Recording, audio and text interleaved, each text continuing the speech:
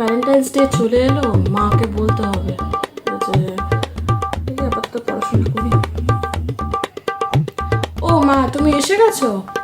হ্যাঁ, তোমাকে বলা হয়নি actually 13 February and 14 February sir extra class রেখেছে। ওই যেহেতু সামনে এক্সাম আসছে আর প্রচণ্ড পড়াশোনার চাপটাও বেরোচ্ছে, তো সেই জন্য এক্সট্রা ক্লাস রেখেছে স্যার। ও মনা, তাই? আমি আগে থেকেই জানতাম তোর যে এক্সট্রা ক্লাস পড়বে, সেই জন্য তো আমি স্যারকে আগে থেকেই বলে রেখেছি তোকে যাতে বাড়িতে এসে ভালো করে পড়াশোনাটা করায়। 13 আর 14 তারিখ স্যার বলেছে বিকেল 5টার সময় তোকে পড়াতে আসবে।